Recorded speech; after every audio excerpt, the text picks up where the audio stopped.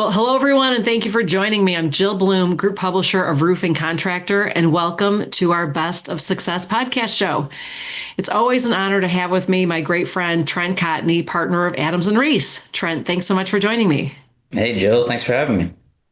Well, Trent, I'm really excited about this conversation today because this is something you've been telling me about. You've been working on this for months, and something you're really passionate about as well as I am. And no doubt this is going to be a great conversation because everybody listening needs to know what you've been up to. And this has to do with what you've launched with NCPI. What is NCPI? What does it stand for? What are you up to, Trent? Because you always got some great things up your sleeve.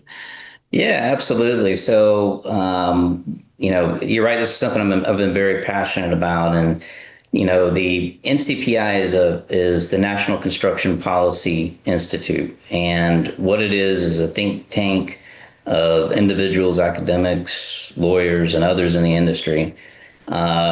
And the goal of NCPI is to put forth good policy recommendations for changes in construction, whether it be labor, immigration, contracts, you have it, whatever you could think of. And to me, it kind of came about, the idea came about because I would go to these conferences, both, in roofing or construction, and I'd be talking to people, like-minded individuals that wanted to use, sort of the knowledge that we have to figure out a way to see if we can affect positive change. And one of the things that really started this conversation was OSHA's multi-employer citation doctrine. And we've talked about it on our podcast plenty of times before. It's something that I've written about in my OSHA books and I've talked about for decades. And I've always had a concern with it because for those of you that don't know, the multi-employer citation doctrine allows employers who create, expose, correct, or control a hazard on a site to be cited even if their own workers weren't directly involved. Okay, so typically you see it where you've got a subcontractor, they do something wrong, and then the prime contractor gets cited for it. And what I do in the first white paper, which if you're interested, you can go to constructionpolicyinstitute.org and download it there for free. There's also a press kit there that kind of explains things.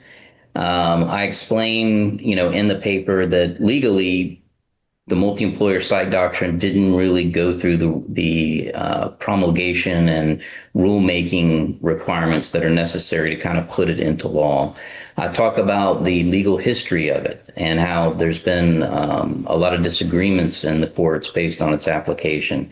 But most importantly is I recommend a series of both statutory reforms and code reforms that can allow prime contractors to assist subs with their safety, right? It creates a safe harbor so contractors aren't automatically liable when they're helping subcontractors. It creates a matrix for citation severity that's tied to actual control. Right now we've got contractors that are being cited even if they're not on a job site.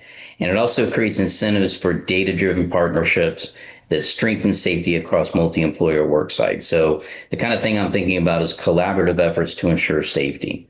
The reason why I wanted to write this white paper is that time and time again, I've been asked by contractors, hey, I want to help my subs. I want to give them PPE. I want to train them.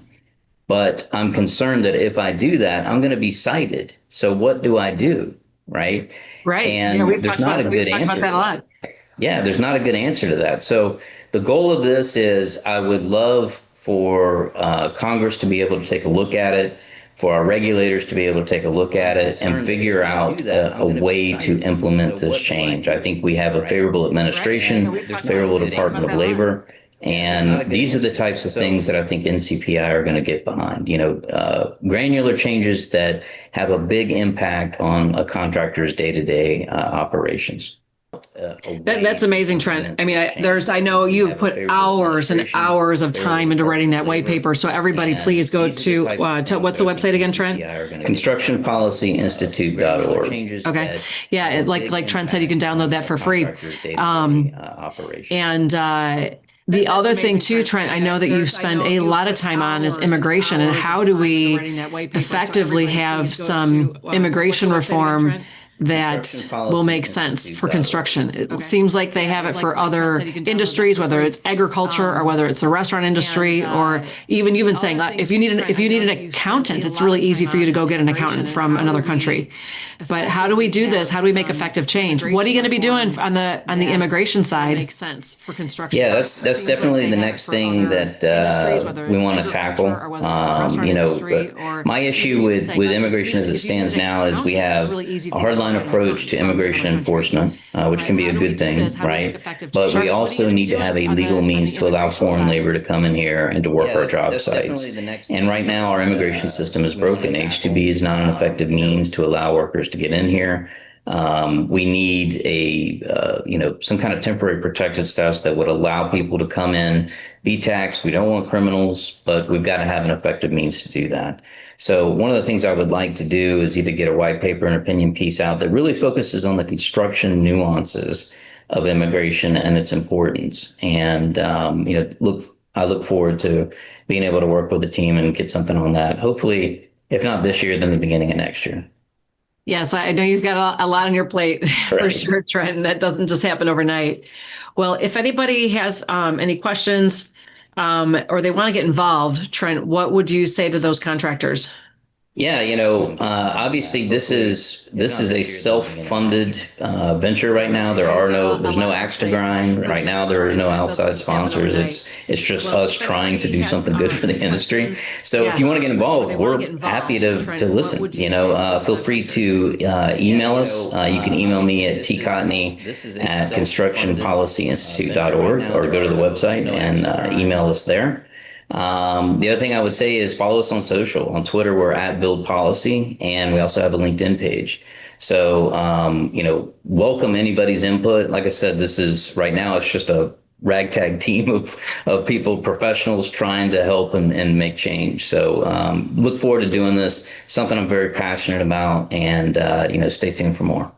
I love it. Well, we're excited to help you spread the word about what you're doing, Trent, because you've already, over the years, you have spread so much positivity, and you're so generous with your time and with just giving advice to contractors every time you're at trade shows and events. And we're always so grateful for that.